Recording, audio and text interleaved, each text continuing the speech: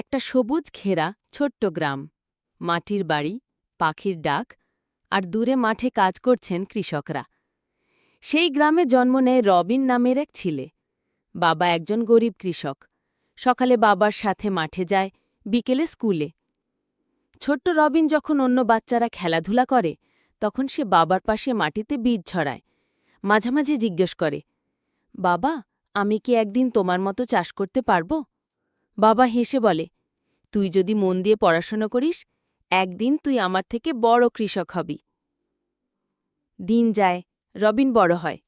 ক্লাসের পরে সে বাড়ির পেছনে নিজের একটা ছোট্ট সবজির বাগান করে। পেঁপে, লাল শাক, লাউ সবই নিজের হাতে লাগায়। ইউটিউব আর অ্যাপ থেকে সে শেখে কিভাবে কম খরচে বেশি ফলন হয়। বন্ধুরা যখন মোবাইলে গেম খেলে, রবিন দেখে কিভাবে ড্রিপ ইরিগেশন হয়, কিভাবে জৈব সার বানাতে হয়।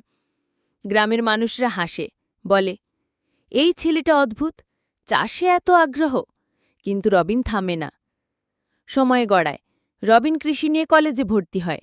সেখানে সে শেখে আধুনিক কৃষির সব কৌশল, জল বাঁচিয়ে চাষ, জমিতে সেন্সর বসিয়ে মাটির আর্দ্রতা মাপা, কীটনাশকবিহীন ফসল। পড়াশোনা শেষ করে সে ফেরে নিজের গ্রামে। তখন আর সে আগের ছোট রবিন নয়, এখন সে এক তরুণ, নিজের স্বপ্ন নিয়ে তৈরি। সে শুরু করে নিজের খামার, নাম দেয় সবুজ স্বপ্ন। অর্গানিক সবজি চাষ করে, শহরে পাঠায়। গ্রামে ৩০ জন তরুণকে কাজে নেয়, সবাইকে শেখায়, চাষ মানেই গরিবি নয়, এটা গর্বের কাজ। আজ রবিনের সবজি সুপারমার্কেটে বিক্রি হয়। তার খামারে আধুনিক যন্ত্র, সোলার পাম্প আর হাসি মুখে কাজ করা গ্রামবাসী। স্কুলে গিয়ে সে শিশুদের বলে, তোমরা ডাক্তার, ইঞ্জিনিয়ার হতে পারো, কিন্তু একজন শিক্ষিত কৃষকও সমাজ গড়তে পারে।